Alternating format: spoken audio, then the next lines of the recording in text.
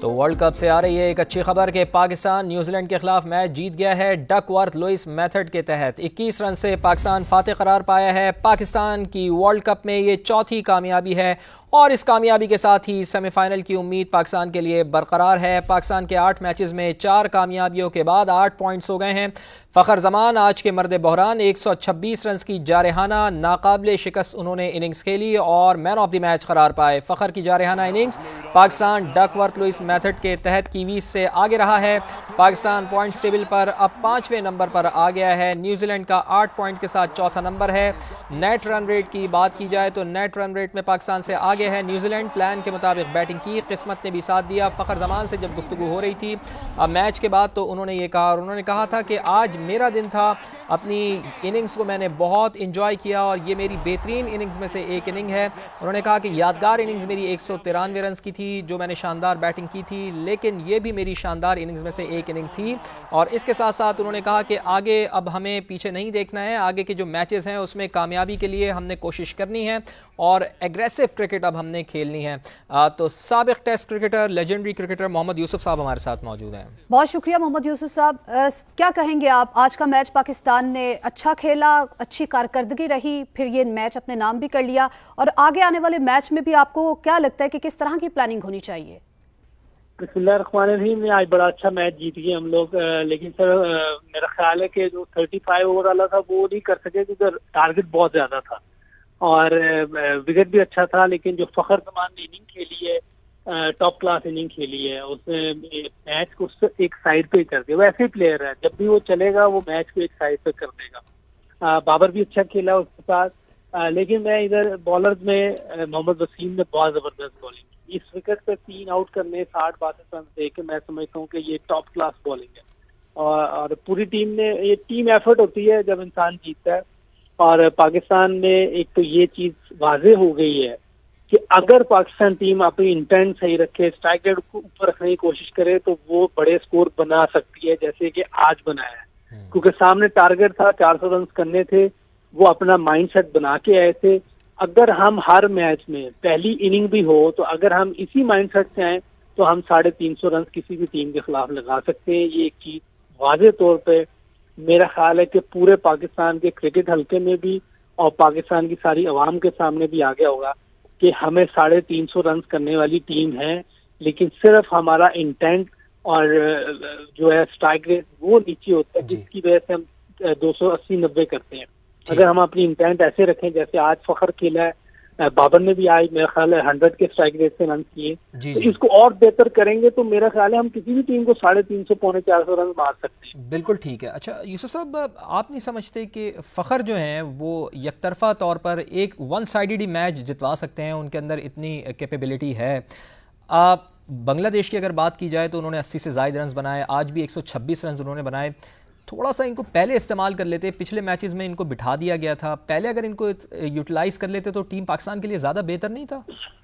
जी देखिए, मैं जब शुरू के मैचेस से उस वक्त ही मैंने, क्योंकि ये एशिया कप में अच्छी परफॉर्मेंस नहीं दे रहे थे, मुसलसल फेल हो रहे थे, फिर हॉलैंड के खिलाफ भी फेल हुए, तो उस वक्त बहुत से लोगों ने कहा, बल्कि हमारे एंकर्स ने कहा कि अगर फ़खर को बिठा के किसी और को चांस दिया जाए, तो मैंने उस वक्त भी ये कहा था कि एटलीस्ट उसको इंडिया के मैचेस तक खेलने दें, क्योंकि ये डेंजरस प्लेयर है, ये किसी टाइम भी मैच का पासा पलट देता है। आप इसकी पास की सारी क्रिकेट देख लें, ये जब भी चलता है ना मैच को एक साइड पे कर देता है। तो हमें इंडिया तक तो इसको जरूर खिलाना चाहिए था और मेरा ख्याल है उस वक्त तक इसने कोई ना कोई ऐसी इनिंग खेल देनी थी जिससे पूरी टीम ने लिफ्ट कर देना था, जिस तरह बांग्लादेश के खिलाफ किया, आज किया। अब एक ये पूरी टीम लिफ्ट कर गई है। अल्लाह ना करे हम लेट हो गए हों, लेकिन अभी भी चांस है, हो सकता है कि अल्लाह करे कि न्यूजीलैंड और श्रीलंका वाले मैच में बारिश हो जाए या श्रीलंका जीत जाए, हम इंग्लैंड को जीत जाए तो हम थ्रू कर देंगे।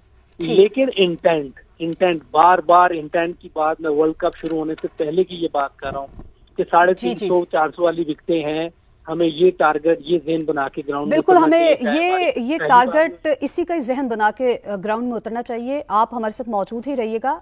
मुश्ताक अहमद साहब, साबिक टेस्ट क्रिकेटर, भी हमारे साथ मौजूद है, आपका भी शुक्रिया। मुश्ताक साहब, अभी तक जो भी चीज़ें हमने देखी, जो भी लैक्स देखे, उसको एक साइड पे रखे। आज का मैच बहुत अच्छा रहा, फ़खर जमान जो है उन्होंने बहुत अच्छा खेला, बड़ी अच्छी कारकर्दगी दिखाई। आपको लगता है कि अगर इसी माइंडसेट के साथ खेलेंगे तो सेमीफाइनल में भी जगह बनाएंगे?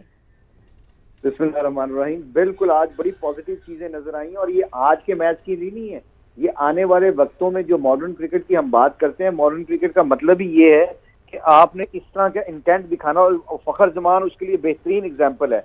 और इसका बैलेंस बाबर आजम ने बनाया, क्योंकि बाबर आजम जिस तरह की अपनी कन्वेंशनल क्रिकेट खेलते हैं और उसके साथ ऐसा प्लेयर हो जो गेम को एकदम परे कर देता है, वो फखर जमान ने आज दिखाया है कि इस तरह का कॉम्बिनेशन जो हमारे लिए है ना, पाकिस्तान टीम के लिए बहुत बेहतर है। और इसके लिए 2-3 चीजों का होना बहुत जरूरी था, जो शुरू से ही हम कह रहे थे अपने प्रोग्राम में कि ये हार का डर निकालेंगे तो ऐसी क्रिकेट खेल सकेंगे। क्योंकि हम हारने के डरने की वजह से, विकेट लूज करने की वजह से हमारा इंटेंट ऐसा नहीं हो रहा था।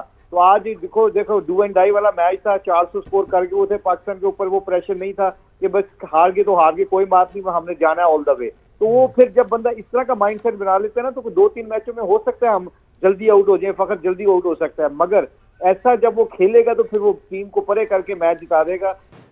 तो पाकिस्तान के कप्तान बाबर आजम गुफ्तगू कर रहे थे। वो ये कह रहे थे कि मैंने फ़खर से कहा था कि 15 ओवर्स तक तुम्हें खड़े रहना है, अगर तुम 15 ओवर्स तक खड़े रहे तो हम ये मैच जीत सकते हैं। जीत का क्रेडिट फ़खर को जाता है।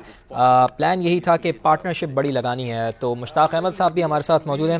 मुश्ताक साहब, बाबर आजम ने भी जीत का क्रेडिट फ़खर जमान को दिया है, और ये सबसे अहम बात यह है कि बाबर का ये कहना है कि मैंने फ़खर से यही कहा था कि यार तुम्हें 15 ओवर तक खड़े रहना है, अगर तुम 15 ओवर तक खड़े रहे तो हम ये मैच जीत सकते हैं। तो पार्टनरशिप कितनी अहम होती है, और आज हमने देख भी लिया। मुश्ताक साहब देखिए, खड़े होना एक होता है खड़ा होना, एक होता है खड़ा, जिस तरह आज फखर खड़ा हुआ था।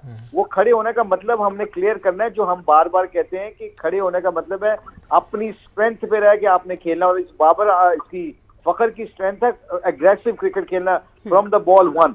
आई थिंक क्योंकि पहले 10 ओवरों में फील्डर जो होते हैं वो सारे तकरीबन 2 फील्डर बाहर होते हैं, तो उसको यूटिलाइज करना है। तो ये बहुत इंपॉर्टेंट चीज है पाकिस्तान आने वाले मैचों के लिए और आने वाली टाइम के लिए, कि जिस तरह फखर ने इंटेंट शो किया, कई दफा ये 2-3 मैचों में आउट होगा, मगर ये अगर हमने इसी तरह क्रिकेट खेलना शुरू कर दी और हमारे मिडिल ऑर्डर भी चल गए तो हम किसी भी टीम को हराने के केपेबल हैं। तो आज पूरा क्रेडिट देना चाहिए फखर जमान को। जैसे मैंने कहा कि कोई डर नहीं था हारने का, जीतने का, आउट होने का। तो जब बंदा ये फेयरलेस क्रिकेट खेलता है ना, तो फिर ऐसे रिजल्ट निकलते हैं। फिर आप जितनी मर्जी बॉलिंग अच्छी हो तो फिर आप उसके चांस लेते हैं, और आपको पता है ना, हमेशा लक उसकी फेवर करती है जो दलेरी से खेलता है। बिल्कुल आपने सही कहा कि बाबर का ये कहना है कि मैंने फ़खर से यही कहा था कि यार तुम्हें 15 ओवर तक खड़े रहना है, अगर तुम 15 ओवर तक खड़े रहे तो हम ये मैच जीत सकते हैं। तो पार्टनरशिप कितनी अहम होती है, और आज हमने देख भी लिया। मुश्ताक साहब देखिए, खड़े होना एक होता है खड़ा होना, एक होता है खड़ा, जिस तरह आज फखर खड़ा हुआ था। वो खड़े होने का मतलब हमने क्लियर करना है, जो हम बार बार कहते हैं कि खड़े होने का मतलब है अपनी स्ट्रेंथ पे रह के आपने खेलना। और इसकी फखर की स्ट्रेंथ है एग्रेसिव क्रिकेट खेलना from the ball 1। I think क्योंकि पहले 10 ओवरों में फील्डर जो होते हैं वो सारे तकरीबन 2 फील्डर बाहर होते हैं, तो उसको यूटिलाइज करना है। तो ये बहुत इंपॉर्टेंट चीज है पाकिस्तान आने वाले मैचों के लिए और आने वाली टाइम के लिए, कि जिस तरह फखर ने इंटेंट शो किया, कई दफा ये 2-3 मैचों में आउट होगा, मगर ये अगर हमने इसी तरह क्रिकेट खेलना शुरू कर दी और हमारे मिडिल ऑर्डर भी चल गए तो हम किसी भी टीम को हराने के केपेबल हैं। तो आज पूरा क्रेडिट देना चाहिए फखर जमान को। जैसे मैंने कहा कि कोई डर नहीं था हारने का, जीतने का, आउट होने का। तो जब बंदा ये फेयरलेस क्रिकेट खेलता है ना, तो फिर ऐसे रिजल्ट निकलते हैं। फिर आप जितनी मर्जी बॉलिंग अच्छी हो तो फिर आप उसके चांस लेते हैं, और आपको पता है ना, हमेशा लक उसकी फेवर करती है जो दलेरी से खेलता है। बिल्कुल आपने सही कहा कि